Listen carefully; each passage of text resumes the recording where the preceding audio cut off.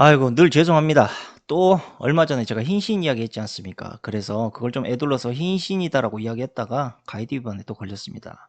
이걸 어떻게 용케 잘 알아내는지 잘 모르겠는데 어쨌든 아무 말이나 해도 이제 AI가 그 속뜻까지 알아먹는 것 같습니다. 만약 그게 아니라면 사람들의 신고 때문인 것 같기도 한데 아무튼 알 수가 없습니다. 자, 어쨌든 이제 완벽하게 AI가 제 말을 구별하기 시작하면서 채널에 제재를 주고 있다라는 것을 확실히 알았으니까 더 유의해서 방송을 해보도록 하겠습니다. 아무튼 많은 양해 부탁드리고요. 다음에 럼블을 또 이용하도록 하겠습니다. 자, 그럼 오랜만에 무슨 이야기를 꺼내볼까 생각을 해봤는데 바로 우크라이나 침공이 가져오게 될 초유의 식량 위기 사태 그리고 이것이 글로벌 경제와 증시에 미칠 영향에 대해서 조금만 썰을 풀어보도록 하겠습니다. 자, 우선 우크라이나발 식량 위기부터 간략히 시작을 해봅시다. 요즘 식량을 무엇으로 키우고 재배를 하는 겁니까? 그렇죠. 바로 비료입니다. 그런데 이 비료를 만드는 데 있어서 필수적인 주 원료인 암모니아 질소, 이게 천연가스에서 추출이 된다는 겁니다. 당연히 천연가스 가격이 오를수록 비료 가격도 상승을 하게 되는데 현재 우크라이나발 전쟁으로 치솟기 시작하면서 비료 가격이 미친 듯이 급등을 하고 있습니다. 자, 이제 원유 가격은 전쟁의 종식이 4, 5월로 점쳐지고 있고 그로 인해서 다시 안정세를 찾아가다가 다시 100달러 이상으로 치솟고 있고 또한 천연가스 가격도 멈출 줄 모르고 상승을 하고 있습니다. 물론 이 방송을 내보낼 때쯤이면 어느 정도 가스 가격도 안정세를 보이게 될 것이다 라고 생각을 했는데 여전히 아니었습니다. 여전히 유럽과 비료 기업들은 천연가스 수요의 40%를 러시아에 의존하고 있고 그만큼 대체제를 찾는 것이 매우 어려운 상황이다 보니까 아무래도 가스 가격 자체가 안정세를 찾지 못하고 있는 판국인 것 같습니다. 물론 미국이 이때를 노려서 셰일가스로 다시금 채굴을 시도하려 하고 있지만 이건 역시 러시아의 공백을 메우기에는 턱없이 모자란 형편이기도 하고 사실 미국은 작년부터 자국의 셰일가스를 통해서 자신들의 농업 비료 사용에 이것을 이용하려는 포지션으로 적극적으로 채굴을 하고 있었을 뿐입니다. 물론 미국은 셰일가스 채굴을 유럽을 통해서 어느 정도 쏠쏠한 재미를 보려고 하는 의도도 분명 내비치고 있긴 하지만 사실상 북미는 마치 지금의 우크라이나발 전쟁이 터질 것을 예언한 것처럼 캐나다의 뉴트리엔 기업에 작년부터 천연비료 사업 투자에 아낌없이 돈을 쏟아붓기 시작했습니다. 셰일가스 사업은 미 정부가 일자리 창출이라면서 그럴싸한 명분을 내세워 작년까지 농업에 필요한 비료 생산을 위해서 꾸준히 가스를 시추하는 목표를 채웠던 것이고 일자리 창출을 위해 만들어진 사업은 전혀 아니었습니다. 아무튼 이로 인해서 현재 북미는 유럽에 비해서 천연가스 수급이 안정적으로 흘러가게 됐고 작년부터 북미에서 비료 수요가 공급보다 많아지게 되었습니다. 마치 식량난이 올 것처럼 북미는 적극적으로 투자했던 뉴트리엔 기업에 대해서 지금의 전쟁 사태와 맞물려 이 같은 북미 비료 업체도 함께 현재 가격 프리미엄이 반사 이익을 통해서 늘어나고 있습니다. 반면에 세계 최대 비료 기업 중 하나인 야라 인터내셔널, 이 기업은 노르웨이 오슬롯에 본사를 두고 있고 전 세계 60여 개국의 자사가 있는 거대 비료 기업입니다. 그런데 문제는 비료를 제조함에 있어서 필수적인 여러 원료 이 대부분을 러시아에서 상당수 수입을 하고 있다는 것인데 원료 조달의 문제로 인해서 현재 암모니아 질소의 생산량을 40%까지 줄이겠다라고 밝히고 있는 상황입니다. 사실 미국이 그동안 계속 러시아와 우크라이나의 정치적 정서적 갈등에 전쟁의 감정선을 나토와 함께 지속적으로 계속 건드려 왔었던 그 이유도 식량난의 필수적인 유럽의 비료 산업을 잠식시키기 위한 의도도 매우 컸습니다.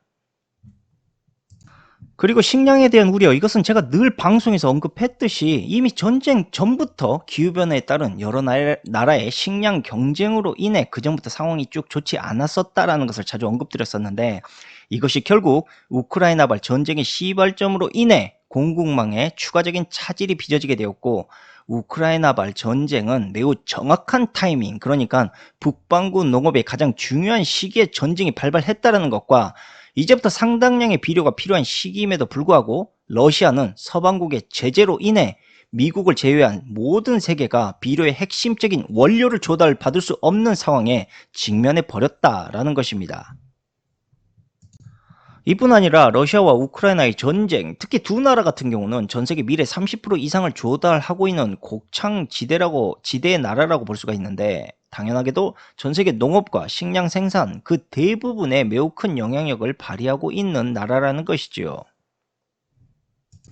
미국이 러시아발 스위프트 경제 제재를 가장 추진하고 있는 큰 의미는 전 세계 곡창지대를 전쟁으로 붕괴시키고 러시아의 비료 원료 수급을 원천적으로 차단함으로 인해 식량난을 유도시키는 전략을 구사하고 있다는 것을 여러분들은 절대 잊으시면 안 됩니다.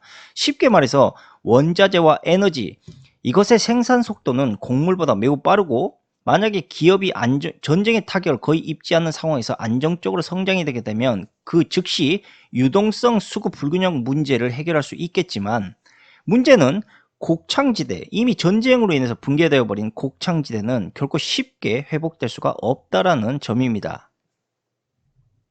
러시아의 규제로 인해서 천연가스 가격이 급등하고 있고, 이것은 아까 말씀드렸다시피 비료 가격의 급등을 이야기하는 것인데, 현재도 세계 인구의 절반 정도가 화학 비료로 키운 농작물에 의존하고 있는 것이 작금의 현실입니다. 만약 저들의 의도된 전쟁과 스위프트 규제로 인해 비료 공급이 원활하지 못하는 상황이 장기간 지속된다면 비료를 필수로 사용해야만 하는 일부 작물에 한해서 그 수확량이 무려 50% 이상 감소하게 될 것이고, 비료에 그다지 의존하지 않는 식물 일지라 하더라도 생산량의 하락으로 인해 당분간 식량의 가격 상승은 결코 피할 수 없을 것으로 보고 있습니다. 그리고 이것은 단순히 전 세계 식량 위기 도래의 문제를 초래하는 것이 아니라, 이러한 수급 불균형을 지속적으로 유도시키게 된다면 현재 인간이 만들어내고 있는 새로운 대체 식품을 권장할 수밖에 없는 상황이 오게 되고, 대체 식품의 탄생은 식품의 독점화 그리고 무기화가 될 수 있는 그 문제까지도 충분히 거론될 수 있는 상황으로 만들 수 있다는 것입니다. 이것은 현재 미국이 러시아를 자극하면 할수록 세계 식량난은 더욱더 가중되게 될 것이고, 푸틴은 이성을 잃게 되고 자국의 기업들에게 비료에 필요한 원료를 수출하지 말라라고 엄포를 놓게 될 것입니다. 현재 유럽 식량 생산에 필요한 핵심적인 비료 성분의 4분의 1이 러시아에서 수입이 되고 있고, 현재로서 이것을 새로운 대체 수입처로 조달받을 수 있는 방법도, 더군다나 충분한 수량 조달을 할 수 있는 그러한 유통조차도 여전히 불투명한 것이 현실입니다. 현재 우크라이나 내에서 농지가 무참히 파괴되고 있고, 밀도 생산이 전혀 이루어지지 않고 있는 상황인데도 불구하고 전쟁으로 인해 항구마저도 파괴되어서 접근조차도 불가능한 상황이 되었습니다. 현재 밀의 선물 가격은 1년 전에 비해 무려 72%나 급등하고 있고, 세계 식물 가격 지수는 61년 만에 최고치를 갱신하고 있습니다. 결국 비료의 필수적인 비료 원료와 천연가스가 거의 러시아에 의존하다시피 하고 있는 상황인데, 미국과 이스라엘은 마치 그 모든 것들을 알고 있었다라는 듯이 모든 문제를 미리 준비하고 있었고 별다른 피해를 입지 않고 있습니다. 이것이 의미하는 바는 앞으로 비료 부족으로 인해서 거대한 규모의 밀, 보리, 콩밭을 일굴 수 없게 된다는 것을 말하는 것인데, 더 나아가서 멕시코, 콜롬비아, 브라질의 비료 부족 사태를 불러오게 됨과 동시에 식량이 자급자족되는 생산의 국가로부터 서서히 식량이 새로 개발된 대체 식품 또한 대체육으로 독점되는 흐름을 보이게 될 것이다 라는 것입니다. 다시 말씀드리지만 결코 단순한 식량의 문제를 이야기하는 것이 아닙니다. 바로 식량난을 통해서 먹거리와 독점적인 식량의 무기 권한을 현재 저는 이야기하고 있는 것입니다. 이미 아랍권과 인구가 가장 많은 이집트 같은 경우는 밀가루, 콩 등의 수출을 금지하고 있고, 팜유 최대 수출국인 인도네시아 같은 경우는 팜유 수출 제한을 강화하고 있습니다. 팜유 같은 경우는 식용으로도 많이 쓰이긴 하는데 화장품과 초콜릿 등의 원료로도 활용되기 때문에 이들 기업들이 상당한 타격을 입을 수도 있습니다. 이뿐 아니라 헝가리 농무부 역시도 자국이 생산하는 모든 곡물 수출을 즉각 중단하는 흐름세를 보이고 있고, 터키 정부 역시도 곡물 수출에 대한 통제를 강화하고 있습니다. 몰도바 정부 역시도 오는 3월부터 밀, 옥수수, 설탕 수출을 일시적으로 중단을 하고 있습니다. 그리고 이러한 식량의 영향은 당연한 것이겠지만 우리나라 역시도 그 식량난의 공포로부터 비켜가기는 어려울 것 같습니다. 왜냐하면 우리나라 같은 경우는 세계 7대 식량 수입 국가이기도 하고 2020년 기준으로만 봐도 곡물 자급 자족률이 불과 20.2%에 불과하기 때문입니다. 특히 밀과 옥수수는 99% 이상 수입에 의존하고 있는 그러한 식량 의존 국가이기는 하지만 다만 한 가지 다행인 것은 우리나라 같은 경우는 우크라이나를 통해서 직접적으로 수입하는 밀의 양이 그다지 많지 않다라는 점입니다. 하지만 전쟁으로 인해서 국제 곡물 가격이 오르게 되면 어디에서 수입을 해 오든지 간에 급등하는 식량 가격을 피해갈 수 없다라는 것과 원유까지 고공행진하고 있는 이 마당에 운송 비용도 그만큼 올라가기 때문에 곡물 가격 급등의 타격을 우리나라 같은 경우는 고스란히 입을 수밖에 없게 될 것입니다. 현재 러시아는 지금의 전쟁으로 인해 자국 내 신차 가격이 이미 17% 이상 급등하고 있고 TV와 디지털 제품의 가격은 15% 이상으로 상승을 하고 있습니다.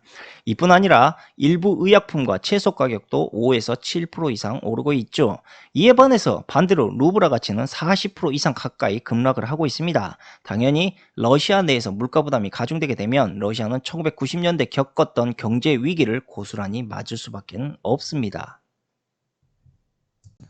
올해 러시아의 물가 상승률은 대략 20% 이상까지 치솟게 될 것이다 라고 예측을 하고 있고 현재까지 러시아의 연간 물가 상승률은 20%에 육박을 하고 있는데 이것은 그동안 러시아가 단 한 번도 경험해보지 못할 정도의 충격이 다가오는 것으로 일단 보고 있습니다. 그로 인해서 러시아 중앙은행 역시도 연 9.5%였던 기준금리를 연 20%까지 인상을 하고 있지만 루브라 가치 하락을 막기에는 여전히 역부족입니다. 또한 모스크바를 통한 일부 식재료 가격은 무려 300% 가까이 오르고 있고 러시아의 우크라이나 침공으로 인해 식량과 원자재 가격이 한층 더 급등함에 따라 러시아를 통해 과거 1970년대식의 스태그플레이션의 위험성이 확산되고 있는 것이 아닌가라는 우려가 여기저기 터져 나오고 있습니다. 하지만 이미 1970년대 장기 인플레이션을 세계는 경험했기 때문에 또다시 세계가 스태그플레이션의 진흙탕으로 빠질 가능성은 현재 매우 낮을 것으로 판단이 되고 있고 만약 글로벌 경제가 스태그플레이션에 접어들 정도로 매우 심각한 경제 침체로 흘러가기 시작을 한다면 무엇보다 패드가 가장 선제적으로 통화 긴축에 대한 행동에 나서려 할 것이기 때문에 경기가 당분간 침체되는 한이 있더라도 결국 물가를 잡으려고 할 것입니다. 아무튼 러시아가 지금의 우크라이나발 전쟁에서 승리를 했다고 한들 러시아의 경제적 붕괴가 전쟁의 짜릿한 승리보다 더 큰 손실을 가져오게 된 셈인 것이고 이로 인해 이 전쟁에 러시아가 완전히 승리를 얻었다라고 당당히 말할 수가 없는 나쁘끄러운 상황이 되어버린 것입니다. 그런데 요즘 이상하게도 전쟁의 흐름의 양상보다는 자꾸 금리 인상에 대한 이야기가 여기저기서 터져 나오고 있고 연준의 매파적인 금리 인상에 따른 영향만을 열심히 역설을 하고 있습니다. 그런데 중요한 사실은 지금의 금리 인상의 문제, 그것이 핵심이 결코 아니라는 것입니다. 지금 연준이 테이퍼링을 추진하게 된다면 금년의 인플레이션 수치를 대략 6에서 9% 정도로 예상할 수가 있는데 만약 테이퍼링을 추진하지 않는다면 9에서 13%를 거뜬히 넘어가게 될 것입니다. 그리고 이것은 그 누구도 부인할 수가 없는 통화 과잉에 따른 결과다라고 볼 수가 있는 것이죠. 사실 그도 그럴 것이 2년간 코로나로 인해서 과거와는 비교도 할 수 없는 엄청난 자금이 풀렸던 것은 사실입니다. 그리고 지금 결과가 인플레이션의 물가 상승으로 나타나고 있는 것이죠. 하지만 제롬 파월은 다행히도 강대국들의 의도적인 전쟁으로 인해서 그동안의 모든 책임을 바로 화폐 팽창의 그런 문제, 원인이 아닌 전쟁으로 인한 무역과 유통의 경색으로 인해서 물가가 오르고 있다라는 거짓 쇼로 일관을 하고 있습니다. 그런데 더 공포스럽고 소름 돋는 사실은 글로벌 경제 충격의 몰락을 금융수장들이 조용히 침묵만 하고 있다면 불과 하루 전까지도 그 엄청난 사실이 터진다라는 그 진실을 알 수가 없다라는 데 있습니다. 과거 서브프라임 모기지 사태만 보더라도 폭발하기 직전에 아무런 예고조차 없었고 부동산 대출의 신용도와 부실무지가 전혀 없다라는 식으로 언론에 공표하면서 붕괴 직전까지도 일관된 모습을 보였습니다. 그렇게 모두가 언론과 정부, 금융당국의 주둥이를 믿고 안심하고 있는 그 순간 빵 하고 터져버린 부동산 버블 폭탄의 경제 충격은 감히 그 누구도 감당할 수도 예측할 수도 없었습니다. 제가 지금 사실에서 분명히 말씀드릴 수 있는 사실은 지금의 연준이 가장 크게 실수를 하고 있다. 바로 무엇의 실수를 하고 있느냐? 자신들의 양적 완화 정책의 실수를 인정하지 않고 그에 맞는 대책을 세우고 있는 게 아니라 바로 이자율에만 초점을 맞추고 있다는 겁니다. 그간 경제를 살리겠다고 자신들의 손으로 엄청난 통화를 풀어 제꼈음에도 불구하고 현재 패드는 통화 팽창의 이론을 전혀 받아들이고 있지 않고 과거와 동일한 연착륙의 금리 인상 정책만을 추구하면서 지금의 물가를 안정시키려고 하고 있지만, 이러한 비둘기파적 금리 인상의 부작용은 패드가 전혀 예측하지 못한 물가 상승이 지속되는 상황을 맞이하게 될 것이고, 연준은 예측하지 못한 인플레이션에 당황을 하게 될 것입니다. 그러니 여러분들은 지금 제롬 파월의 말을 절대적으로 신뢰하는 것은 매우 위험합니다. 왜냐? 제롬 파월 역시도 지금까지 한 번도 경험해보지 못한 인플레이션의 영역에서 매우 당황하고 있기 때문입니다. 즉 제롬 파월 역시도 앞으로의 경제 상황을 전혀 예측하지 못하고 있다는 것이죠. 그리고 제롬 파월은 이미 0.25%라는 단계적 금리 인상만으로는 지금의 물가 상승을 잡을 수 없다는 것을 이미 알고 있는 사람입니다. 그래서 물가를 잡기 위해서 매우 매파적인 공격적인 금리 인상을 단행하게 될 것이고, 이것은 신흥국에 매우 심각한 경제 상황을 만들게 될 것입니다. 당연히 미국 역시도 침체 상황에 빠지게 될 것인데, 공격적인 금리 인상으로 인해서 달러의 강세는 더욱더 강해지게 되는데, 이것은 금리 기대감으로 인해서 생기는 선제적 현상이다라고 볼 수가 있습니다. 그만큼 신흥국의 달러의 유동성이 급 하락하게 되면서 신흥시장의 통화를 압박하게 되고, 경제와 주식, 부동산은 그만큼 매우 큰 타격을 입게 될 것이라는 겁니다. 그리고 신흥시장의 각국 중앙은행들은 자국의 통화를 보호하기 위해서 동시다발적으로 금리를 인상하게 될 것이고, 신흥시장의 경제를 더욱더 하락시키게 될 것입니다. 지금 연준이 가장 크게 걱정하는 것은 무엇이냐? 바로 자신들의 금리 인상 정책으로 지금의 물가를 잡을 수 없는 상황에 대한 두려움과 우려입니다. 그도 그럴 것이 현재 통화 팽창으로 급속히 올라가는 물가 상승이 금리 인상보다 더 빠르게 급등하고 있기 때문입니다. 현재 패드의 유일한 물가 하락의 베팅은 오직 금리 인상뿐이고, 이들은 자신들의 뿌린 화폐를 빠르게 걷어들여 물가를 안정시키기 위해 지금 물가 상승보다 더 빠르고 과도하게 금리를 인상하려고 할 것입니다. 당연히 한국은 이 엄청난 폭풍에 직격탄을 맞게 될 나라이기는 분명한 것이고 말이죠.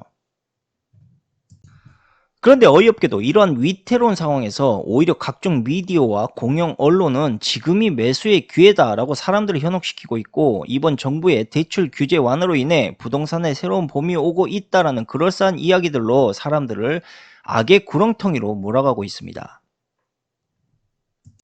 현재 3년물 국채 금리만 보더라도 파월의 매파 발언으로 인해서 7년 6개월 만에 최고치를 찍고 있고, 점도표 역시도 전혀 신뢰할 수 없는 방향으로 흘러가고 있습니다.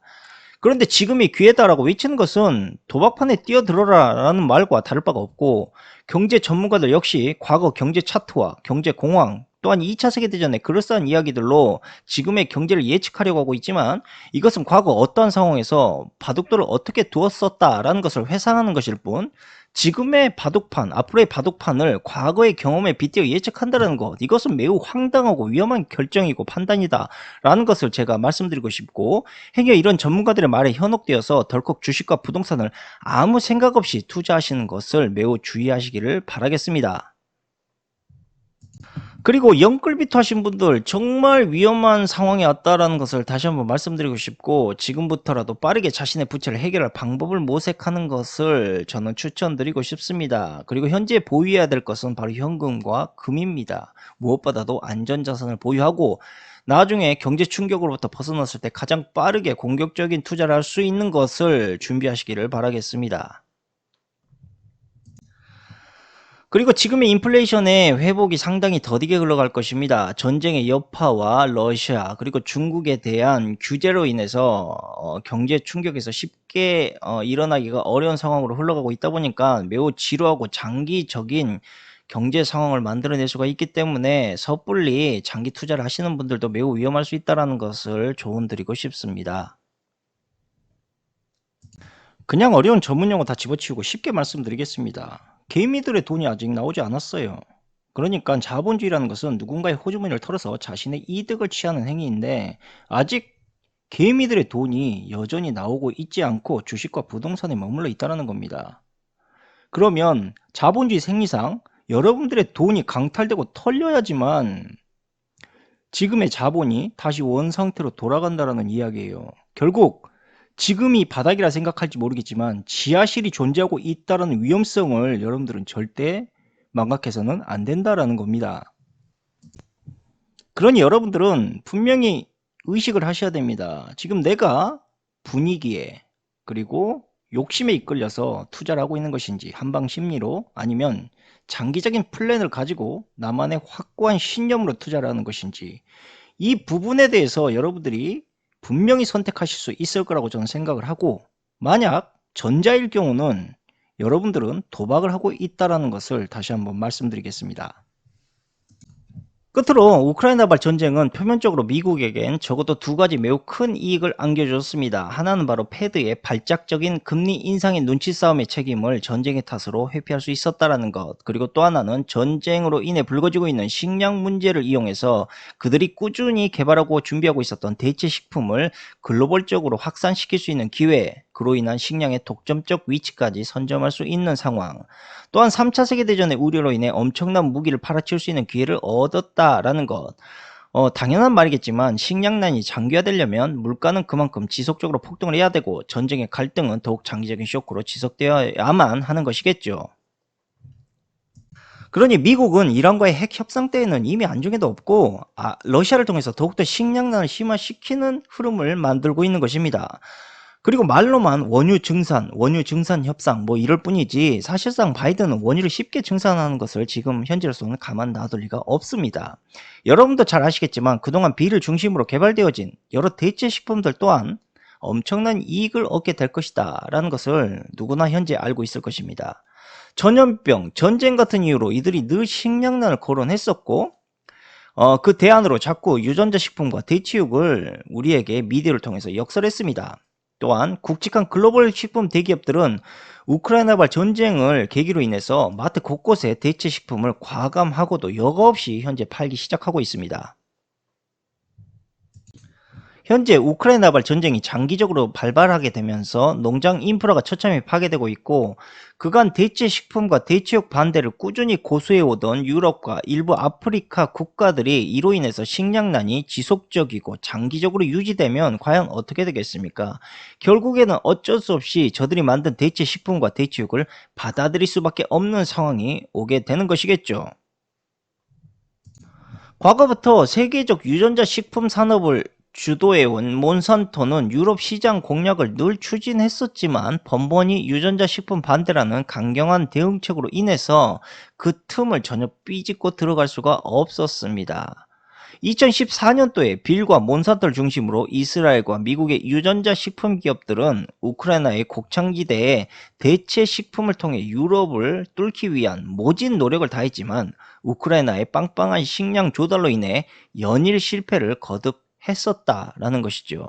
그런데 정말 우연히도 빌이 예언했던 전염병으로 인해 1차적 식량난이 불거지기 시작했고 정확한 타이밍에 맞춰 또다시 전쟁이라는 2차 식량난의 더블 쇼크 발생으로 인해서 세계 식량난과 그 유동성이 결핍되었다는 사실, 이것도 어이가 없는데 더 황당한 사실은 하필이면 EU와 아프리카 그리고 중동의 핵심적인 곡물 창고인 우크라이나에서 전염병으로 벗어나서 경제가 조금씩 회복할 그 정확한 타이밍에 맞춰서 또다시 전쟁이 발발했다는 점, 이걸 정말 우연이라고 여러분들은 보고 계십니까? 미국과 러시아의 전쟁의 진짜 목적이 과연 여러분들은 무엇이라고 보십니까?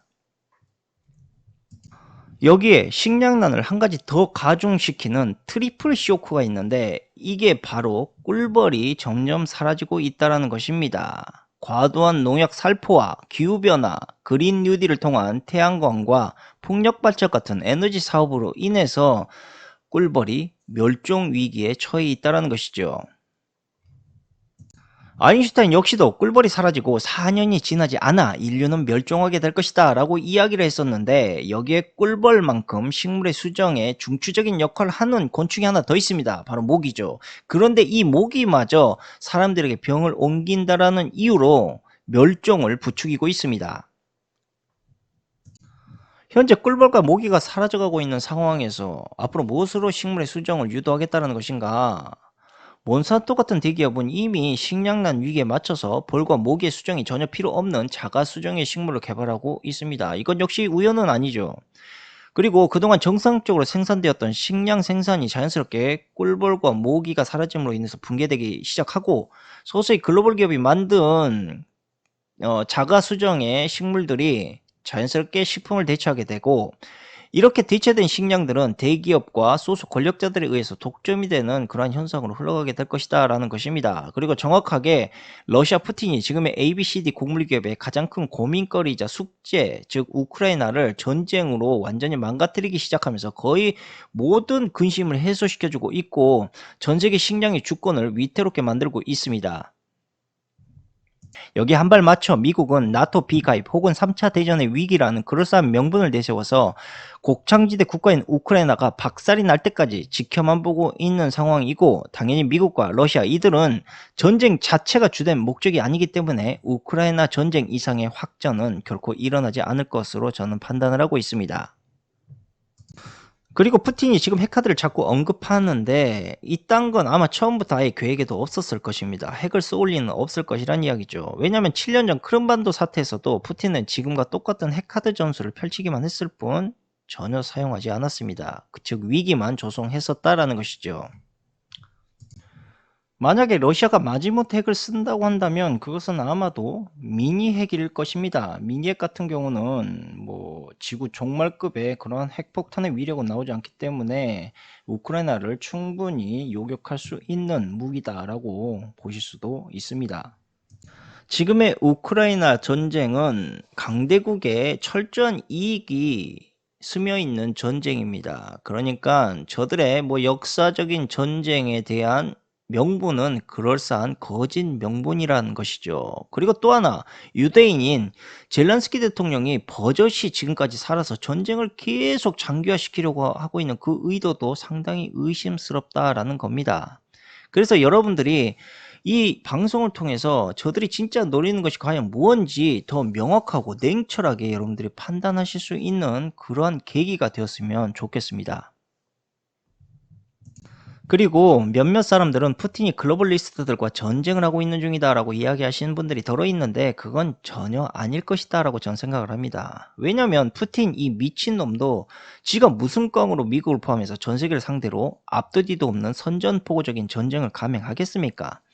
여러분들이 지금의 자신의 감정을 걷어내고 냉정히 현실의 세계를 한번 바라보시면 푸틴과 바이든 저 두 노인네의 검은 속내가 무엇인지 아주 쉽게 간파하실 수가 있을 것입니다. 다시 말씀드리지만 이 전쟁은 단순히 강대국들끼리의 과거 힘겨루기식의 냉전의 양산의 완력 싸움이 절대 아닙니다. 우크라이나라는 먹잇감을 통해서 미국은 무책임하게 풀어버린 코로나발 기축통화 경제 위기 책임을 전쟁으로 전가하기 위한 술수와 식량의 독점, 러시아는 국가적 역사와 이념이라는 그럴싸한 핑계를 통해 에너지 패권을 장악하고 자신의 세력에 땅의 세력을 넓히겠다라는 암묵적인 거래가 분명히 있었다라는 것은 불을 보듯 뻔한 이야기입니다. 결국 공통적인 사실은 모두 우크라이나를 통해서 얻을 수 있는 그 이익이 명확하고 매우 크다라는 것입니다.